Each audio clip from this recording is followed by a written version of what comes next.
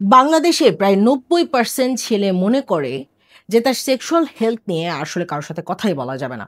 কারণ sexual health নিয়ে কথা বলতে গেলে পরিবার এবং সামাজিক যে আত্মসম্মানের ভয়, সেই ভয়েই তারা আসলে কারো সাথে এই প্রবলেম নিয়ে শেয়ারই করে না। এই সমস্যাটাকে ইগনোর করে খুবই ছোট সমস্যা হিসাবে। কিন্তু তারা ভুলে যায় যে এই সমস্যাটা আসলে শরীরের খুব বড় ধরনের ব্লাড সার্কুলেশনের প্রবলেমের একটা লক্ষণ মাত্র। দুঃখজনক কিন্তু সত্যি যে আমাদের দেশের কোনো ডায়াবেটিক্সের ডক্টর বা কোনো ডক্টরই আসলে বলে না যে আপনার যদি শরীরে ডায়াবেটিক্স বাসা বাঁধে তাহলে আপনার ইরেকটাইল ডিসফাংশন হতে পারে, মানে পুরুষাঙ্গ উত্থানজনিত সমস্যা হতে পারে। আমাদের দেশে কোনো নিউট্রিশনিস্ট কখনো বলবে না যে আপনার ওবেসিটির কারণে আপনার ইরেকটাইল ডিসফাংশন হতে পারে। নট অনলি দ্যাট, আপনার প্রিম্যাচুর ইজাকুলেশন, পেনিস ছোট হয়ে যেতে পারে।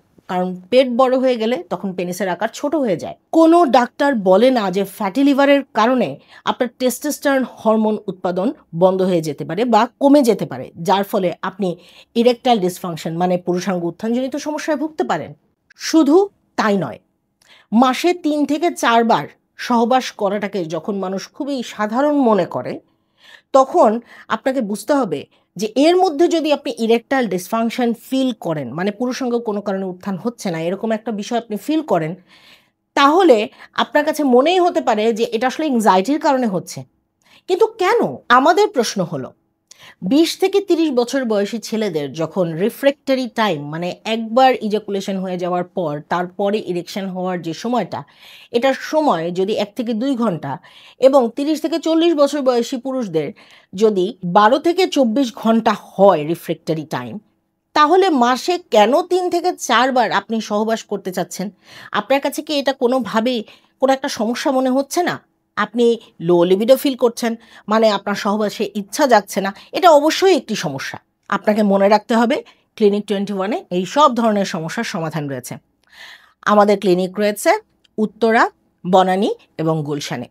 তবে হ্যাঁ, বনানীতে আসলে আপনি ইলেক্ট্রোম্যাগনেটিক ওয়েভের মাধ্যমে পেলভিক ফ্লোর মাসলকে স্ট্রেনথেন করতে পারবেন, এবং লো ইন্টেন্সিটি শক ওয়েভ মোনোভার মাধ্যমে আপনার ইরেকটাইল ডিসফাংশন এবং প্রিম্যাচুর ইজাকুলেশনে যে ব্লাড সার্কুলেশনের প্রবলেম, তার সমাধান করতে পারবেন।